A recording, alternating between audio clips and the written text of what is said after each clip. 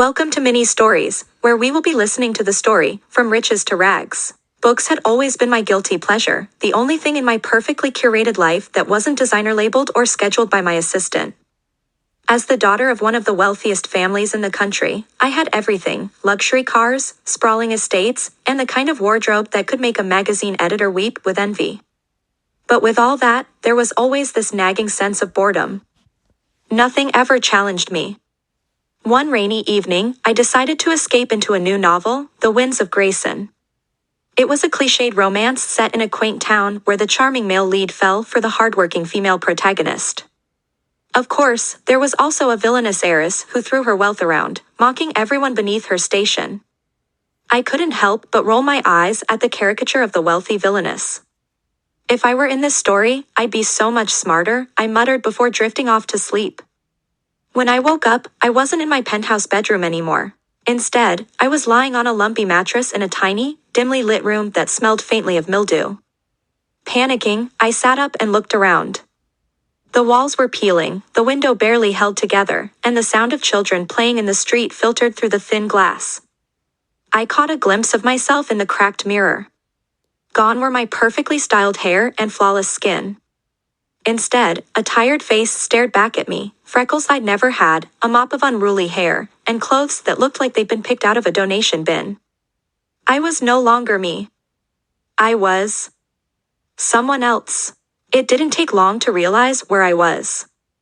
The cramped house, the bustling neighborhood, and the distinct chatter outside, it all matched the descriptions from The Winds of Grayson.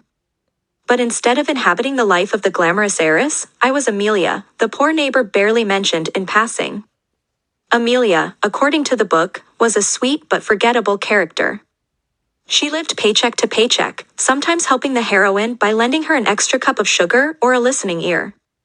She had no grand romance, no climactic arc, no anything.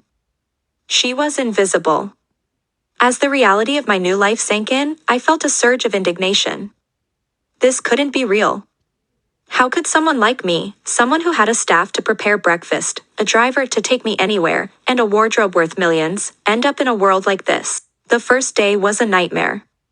I had to figure out how to light the ancient stove to boil water for tea.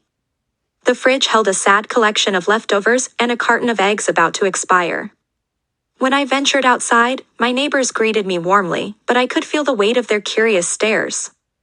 "How's it going, Amelia?" Mrs. Jenkins from next door asked, her hands covered in flour as she kneaded dough on her porch. "Fine, just fine," I lied, forcing a smile. I wasn't fine. I missed my luxurious silk sheets, my private chef, my designer handbag collection. But as the days turned into weeks, I realized something: no one here cared about wealth or appearances. They cared about whether you'd join them for Sunday potlucks or help them fix a leaky faucet. Living as Amelia was a humbling experience. The first time I went grocery shopping with a tiny handful of crumpled bills, I felt a lump in my throat as I calculated every item's cost. No more truffle oil or imported cheeses. Instead, I bought bread, canned soup, and whatever was on sale. At first, I resented it. I thought of my old life constantly, imagining how I'd snap my fingers and have someone else handle every inconvenience. But then something changed. One evening, while helping my neighbor's kids with their homework, I realized I was laughing, a deep, genuine laugh I couldn't remember having in my old life. Despite the hardships, there was a warmth here I had never known. But the challenges weren't over.